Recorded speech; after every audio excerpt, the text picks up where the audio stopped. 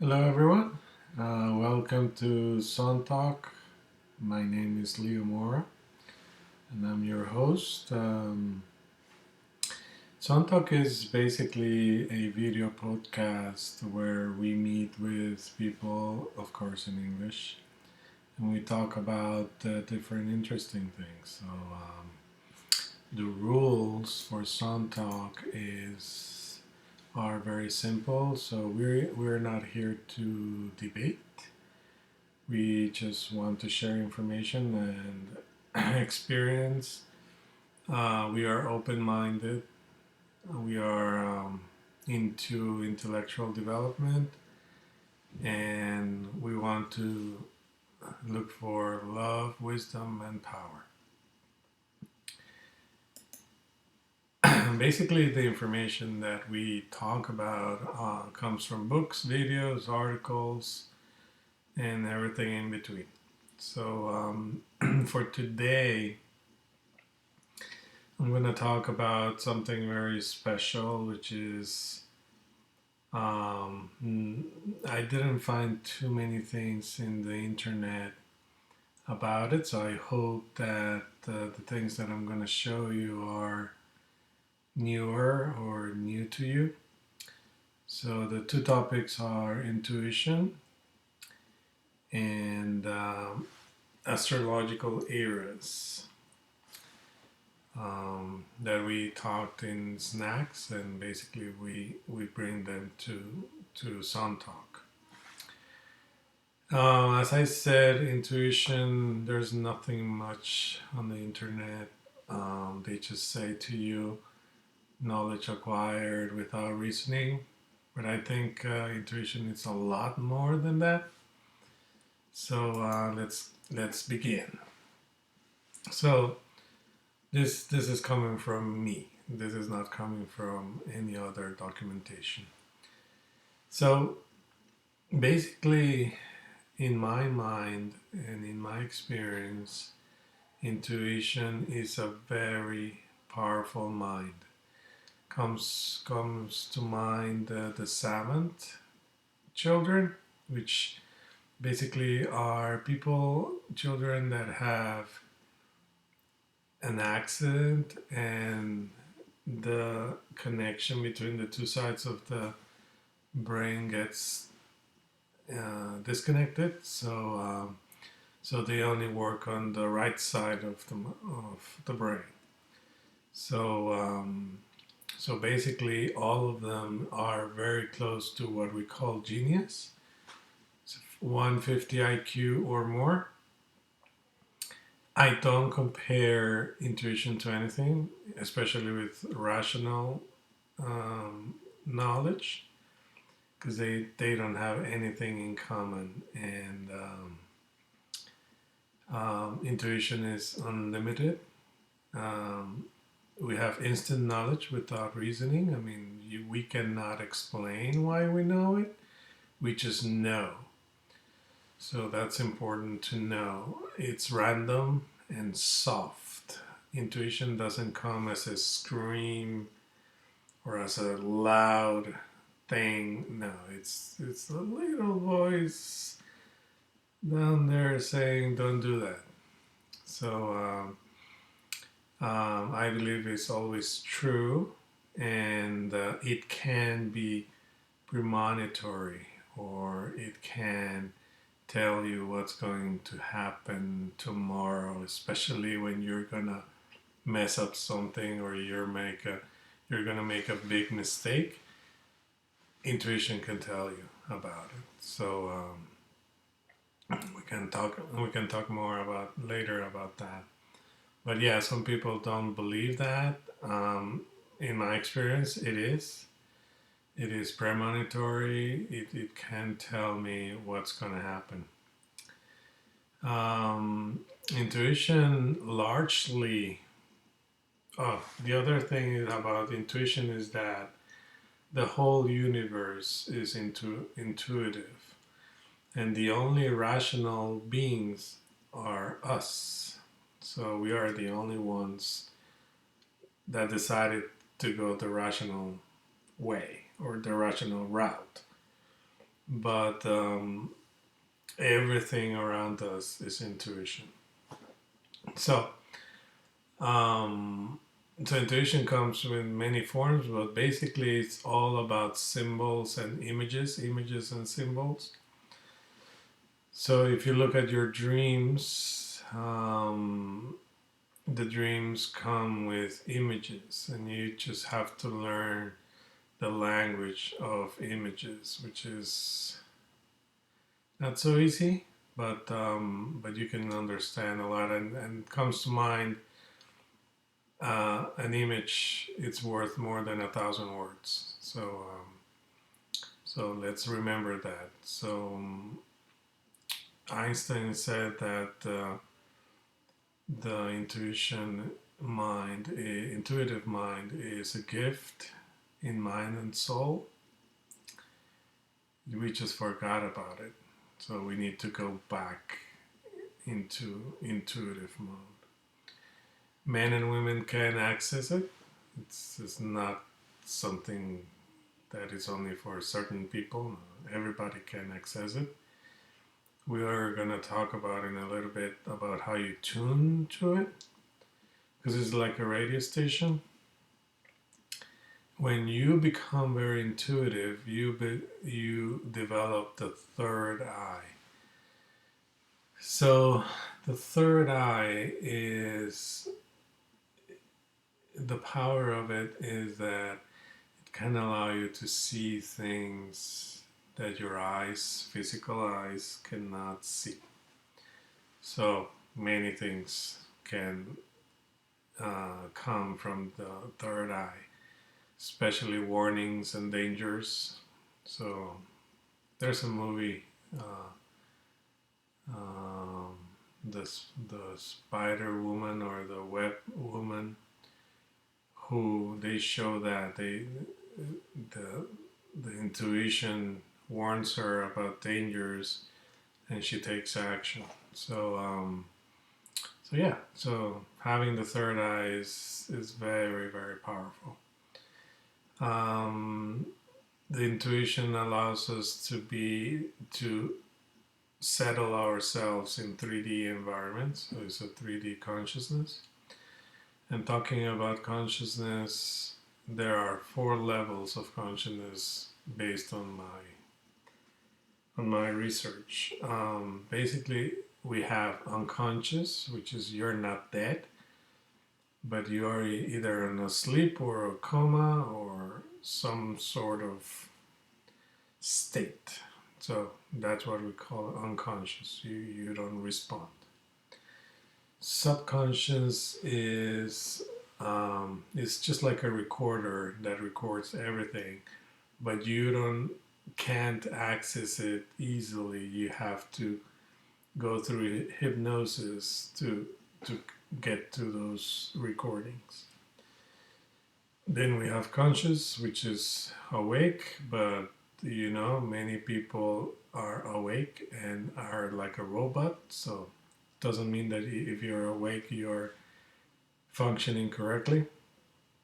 And then we have the supra-conscious, which is you are very connected to the intuitive mind. So that's the goal. That's the goal. So in the internet, I didn't see any kind of graphic, any kind of show me how the intuitive mind looks like. So I created this diagram. So to tell you, basically, in our intuition, everything works as a whole, but of course we have certain things, and people are more skilled at certain things intuitively. So we have arts, creativity, imagination, inspiration, music. So some people are more musical.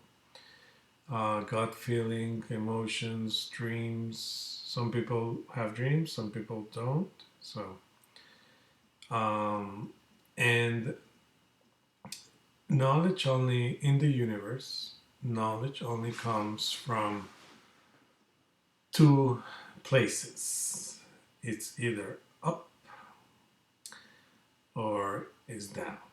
So there are only two places in the universe. There's no left and right, there's nothing, there's only up in the sky and down here on earth. So intuition comes from up and rational knowledge comes from down here. Which is more important in my mind? Knowledge coming from up there is more important than knowledge coming from down here, rational. Okay? Up and down. How do we tune to... So because this is like a radio station, everybody has intuition, but the problem is that we don't use it. And if you don't use it, then it's just like a muscle. It doesn't work. So the first thing I recommend is for you to remember your dreams, write it down.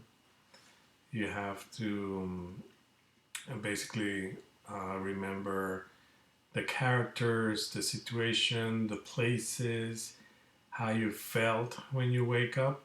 So all those things are messages. And dreams are just messages. It's just someone trying to tell you something and you choose not to pay attention or not to pay attention. Second one is trust in your gut feeling. Many managers develop this because they have to make decisions with no time and no data. So the gut feeling is very powerful for you to...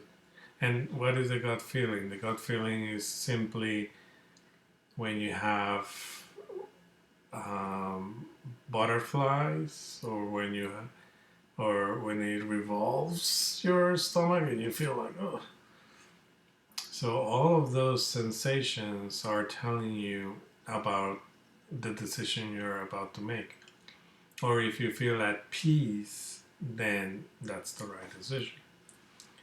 Then you have to learn to listen. The truth is we don't know how to listen until we learn how to listen. Because basically if you don't listen, it means you're not paying attention. So I can tell you that the way I woke up was by like asking myself, why am I seeing the same message over and over and over again? Until one day I said, you know what? That message is for me. It's not for everybody else. It's for me because it's repeating over and over and over again. So I broke the ice that way. It was just like boom. Okay, like getting into connection and understanding the world around me, and kind of paying more attention and listening, because we don't do that. So that's why the universe is trying to tell you something and you're like, oh, I don't know. All right, so the second topic I want to talk about is the astrological eras. So, and what I forgot to mention is that humanity decided to go the rational route instead of intuitive route, and that's why every civilization disappeared because of this decision, and we had to start from scratch. So in this section we're gonna see in which era that happened, and when humanity came crashing, and we had to start again. So that was a decision made a long time ago. You know the story about Adam and Eve.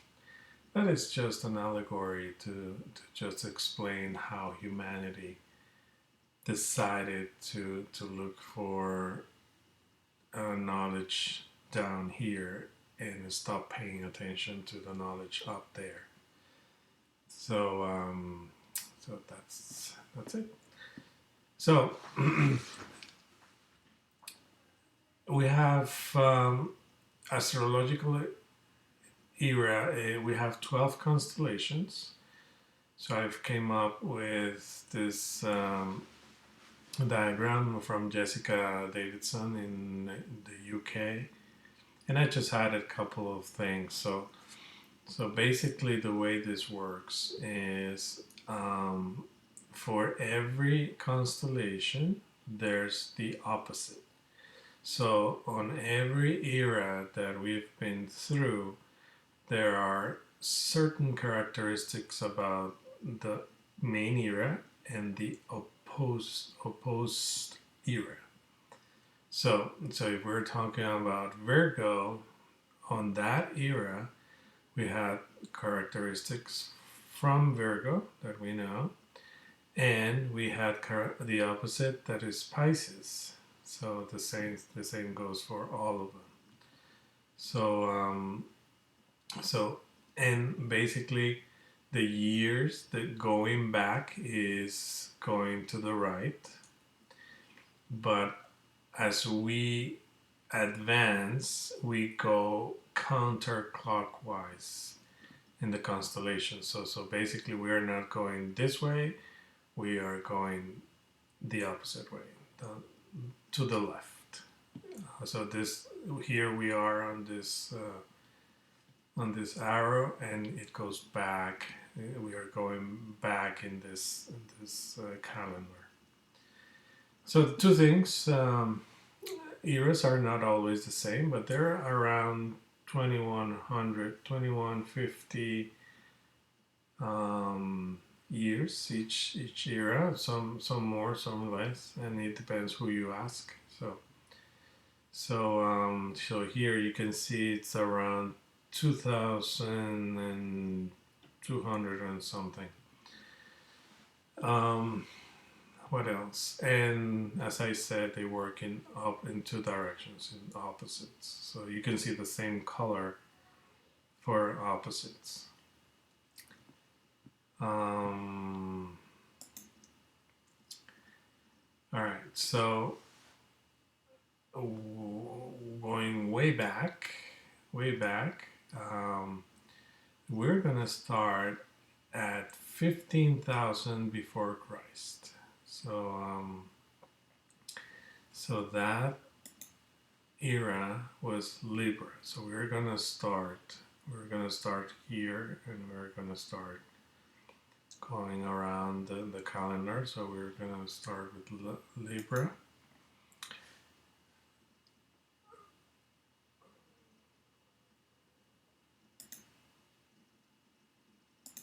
Okay, so I'm gonna translate this one.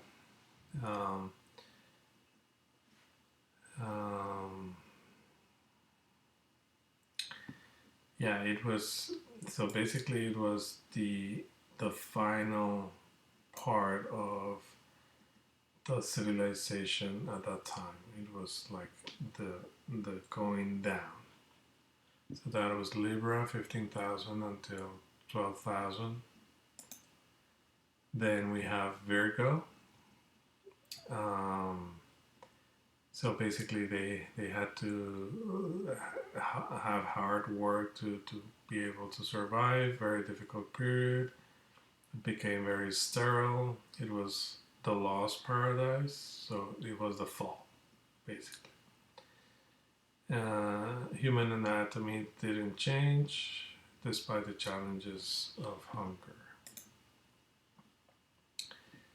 The Leo era from 3000, so this was a large era, from 11,000 to 7,000. The planet changes again, not so sterile like before. Period full of culture where man looks for glory. Mythological period where man forms a civilization. This is when the Younger Dryas or the flood takes place, according to the occult. And esoteric, the destruction of Atlantis happened in this period because man inflated himself with pride and turned his attention to the obscure knowledge from down, from rational, or that from below, seeking unattained power, unattainable power. So this is the reason humanity collapsed. This part. So man had to basically start from scratch, fight against Mother Nature from very primitive state. Only the prudent survived the cataclysm and occupy the once great civilizations of America, Middle East, etc.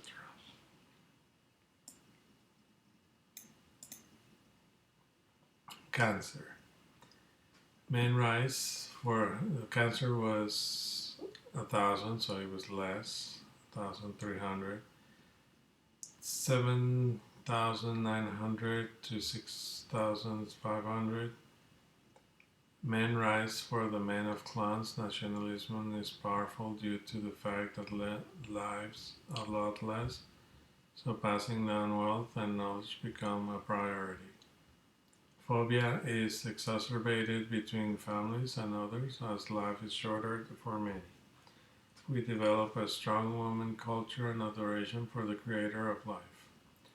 In opposition of Cancer is Capricornus, which has all elder venerations, home building, agriculture, and the beginning of sedentarism. Gemini.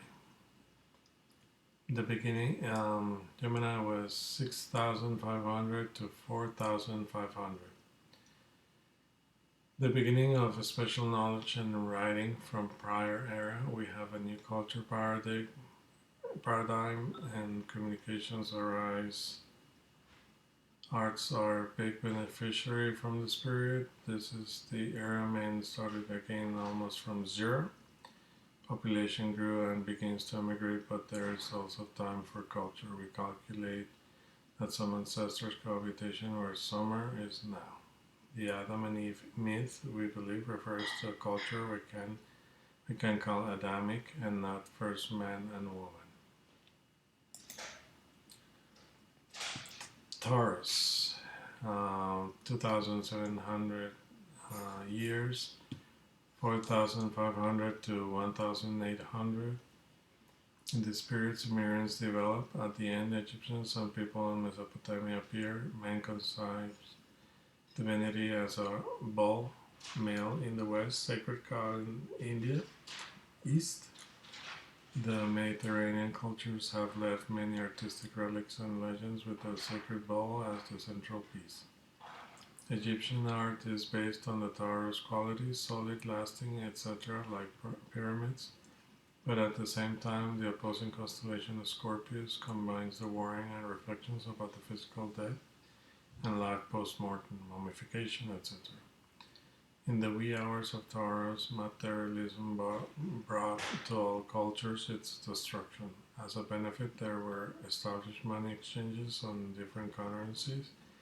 At the end of the era, Moses prohibited to adore the golden bull, and then the Paschal Lamb myth started. Aries. 1,700 years from 1,800 to 55. This era was the Greco-Romans, Persia, Babylon, and Assyria. It was very belligerent, developing military techniques, armies, and in general, how to kill better. The people of this era, Greeks, Romans, Aryans, etc., alternated the aggressive sport of war with a refined cultural and artistic quality, the later term being typical of the constellation opposite Aries, Libra. The art was much more stylized and fine, as corresponds to the Venusian force of Libra, different from that of Venus, planet of aesthetics, in Taurus. Under the Libran influence is also Roman law, a great legal code that sought to harmonize human relationships through laws. As polarity, we find the divine laws expressed by Moses in the Mount Sinai. The tablets of the divine law. Pisces, 2,000 years, from 55 to 1948, which is basically, we just ended Pisces and started the next one. During this era, the fall of Rome occurred, European cultures emerged, England advanced towards its maximum power, China, India, American cultures under subsequent conquest, colonies in the world until the mid-20th century. Here we specify exactly the end of the date of the era, as it is a particularly important event for our civilization. With Jesus Christ, the Aryan era closes and the symbol of Pisces is captured on earth.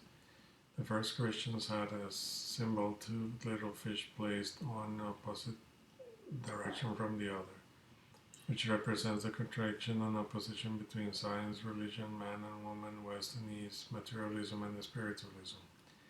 The common people relate these universal symbols, therefore general, with food. In the age of the Aries, lamb, Pisces, fish. Jesus was a vegetarian, like all the greats, teachers of humanity. Of course, he did not drink wine with alcohol, but grape juice. The multiplication of the fish and the loaves symbolize the spread of the teachings of the Pisces and Virgo. This last constellation is represented by a woman with an ear of wheat and her hand from their bread, made from fruits of the Virgin Mother Nature. On the other hand, the symbol of virginity of the Mother of Christ, a symbol present in many religions, acquired a special importance in the Piscean cosmic period. Aquarius. So this is 2,000 years, from 1,900 to 3,900 after Christ. The age of Aquarius is the fall of England and the rise of the United States as a power versus Russia, the United Nations, the G8, the globalized world, our world today, and what is to come until the year 3,900. It is worth noting that is the era of the fourth sub-race of the current race begins. The age of Aquarius was recently begun, and its energy will be more visible every day. Technology, information technology, a globalized world, space travel, and a lot of knowledge. The new sixth race daughter is founded when the galactic center joins the sun in a winter solstice that will be in December 2012. The age of Aquarius also brings with it a series of innovations, both in science and technology, as well as in the arts culture. Example of this are genetics and cybernetics in the first field. Also inventions, because Aquarius also likes the new and the modern. We will not know if all these innovations are for good or bad. That will depend on the use that we inhabitants of this age give them. Likewise, the great transformation that the change of the era will bring about could materialize in great revolutions, both economic, political, and ideological. And in nature, changes could be observed through remodeling of the same by means of earthquakes, cyclones, climatic change, etc. Much has been said about the end of the world of this time, but from the prophetic perspective and from the purely speculative one. The true secret teachings is not the end of the planet Earth, which is only halfway through 4.5 billion years, but the end of a way of thinking and living. The television cosmocatastrophists still expect fireworks, but they don't realize that the end of the world, or better, one of its signs, has been the two abominable world wars, the second of which ended in 1945, 3 years before the beginning of the era of Aquarius. The foundation of the UN, 1950, the Declaration of Human Rights and the timid attempts to bring peoples together are other important signs. The current intense global problems correspond to the need to clear the ballast that humanity carries, which is denoted in the increasingly acute agony of outdated and regressive behaviors. If the era of Pisces, the keyword was I believe, in the era of Aquarius, it is I know. Uranus, ruler of the era, and the modern technology symbolizes the enormous scientific development that will be achieved in this era and that we are only beginning to glimpse. But intellect is not enough because it is becoming increasingly necessary for human race to acquire discipline for self-improvement. Natural food, yoga, gymnastics, etc. The era of Aquarius has been called the Golden Age, under whose doors we find ourselves after going through a long road under a dangerous storm. Atomic and electric energy related to Uranus is, as well as solar energy, the Sun is ruler of Leo, will be the most used. The atomic energy will be fusion, since Aquarius symbolizes synthesis. The Aquarius constellation is represented by two parallel wavy waves, which indicate the harmonization of the pairs of opposites that in Pisces had remained opposed. Man and woman, matter and spirit, reason and intuition, east and west. I'm about to finish. So, Capricornius. It's going to be from 3,900 and 5,800. I know it's a long time to get there, but I just want to mention it. In this era, this is called the Day of Judgment. Day doesn't mean a day, 24-hour day, but it's an age or an era, just like the 7 days of creation. This Day of Judgment will be the era in which humans who have incarnated will climb to the plane of perfection and ascend collectively. They will have another kind of knowledge, very strange for this time. Some of the Capricorn era will die and will never incarnate again, nor ascend to any plane because they will not have been perfected.